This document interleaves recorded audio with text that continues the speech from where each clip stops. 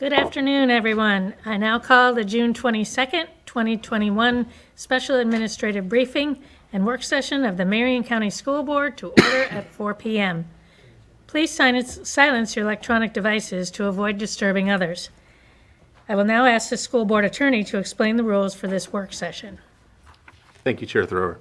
Good afternoon. This work session is a public meeting as defined in Florida Sunshine Law. The Board is dedicated to full transparency in its meetings and its work. In compliance with the Sunshine Law, the Board has adopted uniform meeting procedures, including the right for citizens to participate. The Board will allow public comment regarding any work session item listed on today's agenda at the appropriate time. Speakers must fill out a request form and hand it to the School Board Secretary. After the Board and Superintendent have completed their discussion on a particular agenda item, the Secretary will call speakers' names in the order received. At the podium, speakers are asked to state their full name and address and how to spell their last names, Each speaker will have 3 minutes. As required by the Sunshine Law, the Board must maintain orderly conduct and proper decorum throughout this meeting. Speakers may criticize subject matter and decisions in a respectful manner, but not people. Finally, speakers must be very careful not to violate the privacy rights of others, especially students and their family members, by mentioning their names or other identifying information. Thank you for your attention to these important rules. Thank you, Attorney Powers. And I'll go ahead and read our commitment statement, and then we'll move into the superintendent's briefing. We are the Marion County School District Leadership Team. When we come together to work, we are efficient, effective, and productive. Our 3 most important characteristics are dedicated, transparent, and individually responsible. To work well together, we must demonstrate respect, confront reality, and be accountable. We will always put students first. We will leave a legacy of success. Good afternoon, Dr. Gullett. Good afternoon, Madam Chair, members of the board. I have just a brief update. I am going to provide a little update on COVID-19 this time, and some updated numbers for you from summer school. So summer attendance as of June 20th, we have a total of 6,144 students in attendance. Elementary, that includes 3,455. Middle school is 1,283, and high school is 1,406. As for the COVID-19 impact, we do not have direct contact numbers at this time yet from Department of Health, but I can report that we have a total of 56 students that have been excluded from COVID-like symptoms. So I repeat, those are COVID-like symptoms in total, so that equates to less than 1% of those students in attendance. And our average daily attendance as a district number is just under 75% daily attendance. So we're pleased to present that information. And that concludes my briefing. Thank you very much, Dr. Gullett. Board? Well, thank you for the information. That's good news. That means we're moving in the right direction, so thank you. Thank you. We are. Yes, it's very encouraging. It's great to see so many kids showing up, and I am wondering, and I think I probably already know the answer, but just for the community to know, is the search for students and the encouragement for them to get their butts into school ongoing? Okay. Absolutely. Pop up, Ms. Kynard, you can confirm it. And that's wonderful, because sometimes it does take a little time, to reach the kids that we know really do need to be there. And with these 56 students with the COVID-like symptoms, that doesn't mean that we've had 56 cases of COVID, right?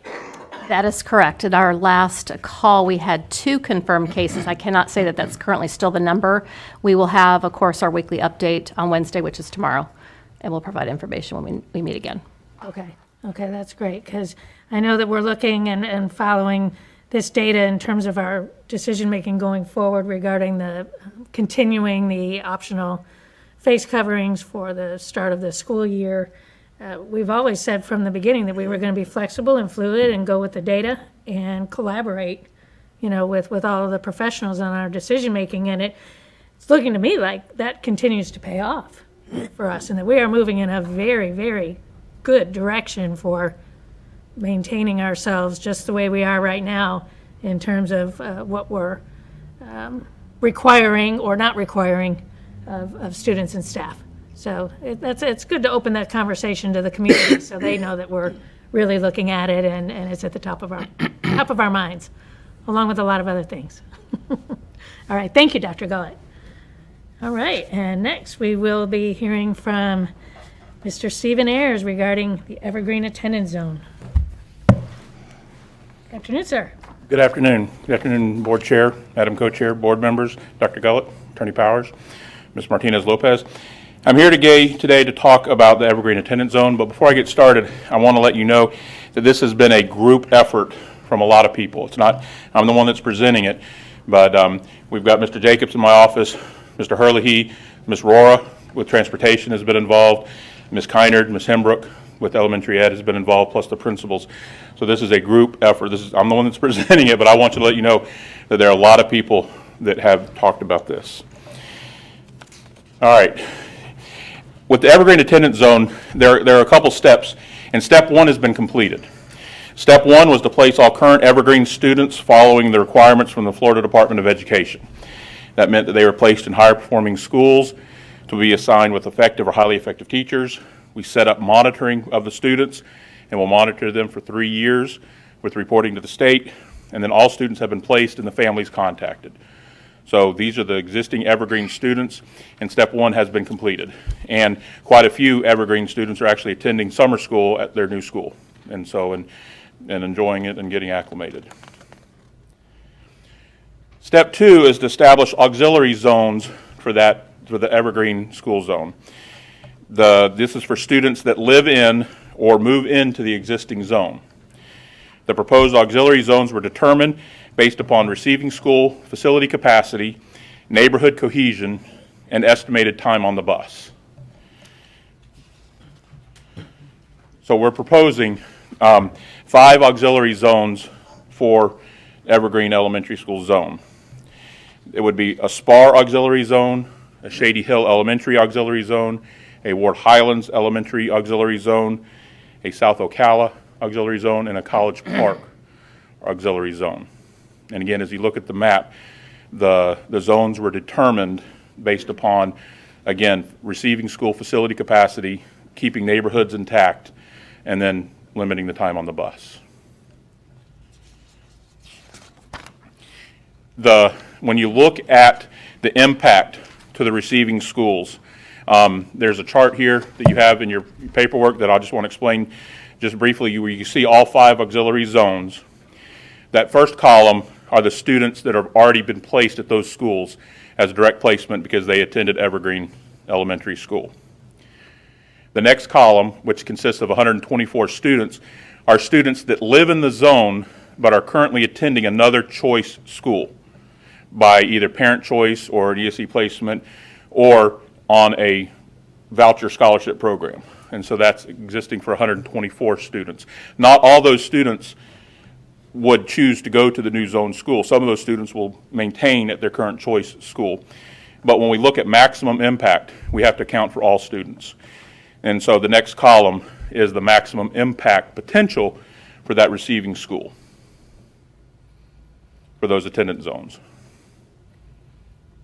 And so those listed are there. And again, those are a variety of grade levels, and so they're not all in one grade level. And again, you can't tell, because again, it's parent choice as to what they choose to do for that. So just to be clear, right now the maximum potential is 259, but there's 124 that are going other places. Correct. There's 124 students that are currently enrolled with Marion County Public Schools that live in that zone, but they're going to other schools. Okay. So right now the impact is, in reality, 135. Correct. Okay. That is the known quantity right now. Correct. Okay. All right. Thank you.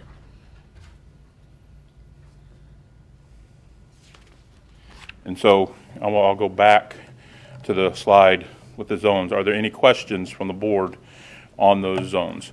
The receiving school principals, have been consulted and have been understand the schools and the zones that these are. Madam Chair, my only question, I was trying to find the attendance reports aren't going to give me the information I was looking for. Understanding the maximum potential impact on these schools, where are the schools currently with their overall attendance numbers? If the maximum number of students attend each school, there's only one school would go over 100% capacity, and that would be Ward Highlands Elementary. Okay, that was my question. Right, and I noticed that's probably why Ocala Springs was out of the equation, because Correct. they're already quite, Yeah, and that's why, because again, when we developed these auxiliary zones, the receiving school capacity was taken into account. right. And same with Fessenden, they're pretty full. Yes, ma'am.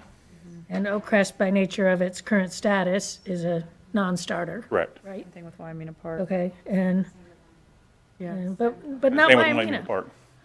And also, we already have a Shady Hill auxiliary zone that exists, a Ward Highlands, and a South Ocala. Those auxiliary zones are already in existence for other schools. And so we already have bus routes that are going there. And so, obviously cost is not the deciding factor. It's the children and what's best for kids. But a time on a bus, does factor into what's best for kids too. So because, again, Fort McCoy, I could put them all at Fort McCoy, but then that would, a time on a bus would just, and then parent involvement in the school and things like that, so. Right, so many considerations. Yes, ma'am. And like I said, that's why it wasn't made, it's not Stephen Ayers sitting at his desk. It's input from a lot of people. And we had multiple, and we started this quite a while ago just so we can. Right. Board? So Ward Highland, mentioned Ward Highlands is the only school that would be over SPAR, isn't it? I'm trying to think about those numbers, even with the hub. Yeah, even with the hubs, no, we have plenty of facility capacity at SPAR. College Park, obviously 24 students is not as, but College Park is pretty close to. Yeah, since we did that initial, a year ago, or a year and a half ago, when we did the initial change from Evergreen, they absorbed a lot of students there, So they were already there. right? How much over did you say Ward Highlands would be? It would put them at about 107% over capacity. And understand, a lot of numbers go into, just because a school's at 100% capacity doesn't mean we're holding class in the hallway. Right. Because you've got Fessenden, which is over 100% capacity, Ocala Springs, obviously, but when you walk the campus, they're not, there's portables that don't have seats attached and things like that. So when we look at capacity, that's the fish capacity of the school. Gotcha. It's so intricate. Yes, ma'am. Really, and there's always the intricate part behind the numbers, Yes, ma'am. Well, I think you're trying to walk a tightrope and make sure it fits, and all these kids are serviced appropriately. So I think what you guys have pulled out with this is probably the best that you're going to get at this point. And we have received to my office a handful of, either parents that have moved in or rising kindergartners for the zone, and they're anxious. They're all understanding. Every parent that I've talked to is understanding. I have a list. As soon as we settle on things, I'm going to call them direct, and so that let them know. But they are anxious just to understand what's going on. So. Thank you. I think we need to go ahead and move forward so you can kind of remove some of that anxiety and get that out of the community as well. So. And like with anything else, subject to change, Right. We don't know what the influx of kindergartners is going to look like, but this is the best plan that we have, for right now, and we want to stick to it as best we can and communicate out any changes if there has to be any.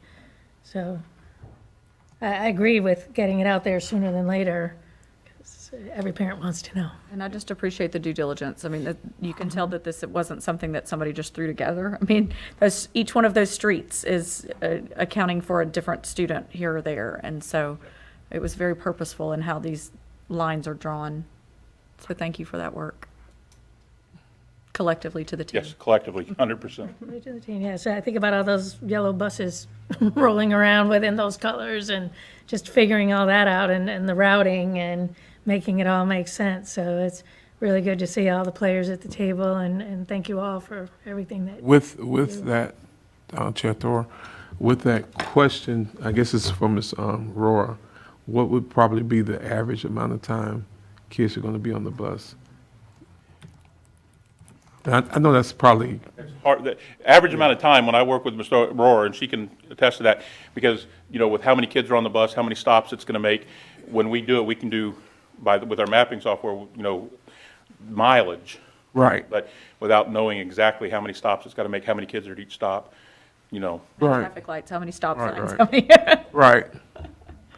A good faith, good evening. A good faith estimate would be about 40 minutes Okay, to 45 minutes. Again, it depends Right. on the number of students we're picking up in stop locations. Some of the exhilaration zones already tie into those that are currently existing.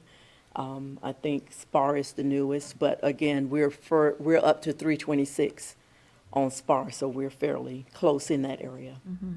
It will more than likely way better than the Fort McCoy route that we currently right, have in place. right. Okay. So there's going to be the additional routes you have to add to make this all work? Possibly one. We had 5 buses at Evergreen, 4 or 5 buses at Evergreen. So if need be, we may tie in one additional, but the good news about that, those buses serving Evergreen, we were not able to tie all of them to a secondary run, which, of course, increases efficiency. With the locations that we have here, we will be able to Right. do double runs with the new lines that we have. Thank you. Thank you.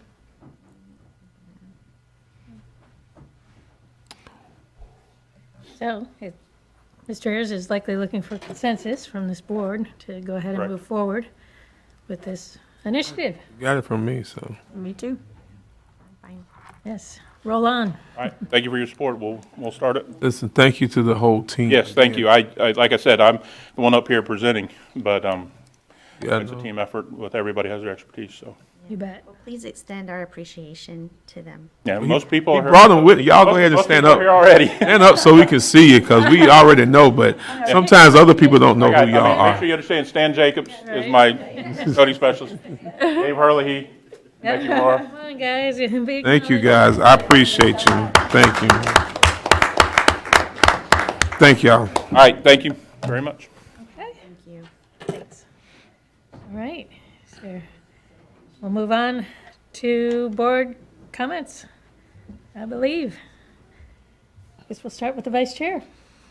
I don't have any. Okay, None. Cummings. No. Campbell. None for the work session, nope. All right, Dr. Gullett. No, ma'am, thank you. All right, Attorney Powers. I just have I need to reschedule a meeting that we had talked about at our last board meeting. What we have to meet regarding some interim policies, and we were unfortunately not able to get that advertised in time. So I need approximately half an hour to an hour to meet with the board before June 30th. So you can check your calendars. Before or on? On June 30th, I believe, June 30th is when we have to have that in, is that correct? Okay, and if we met on June 30th, does that permit us to do so?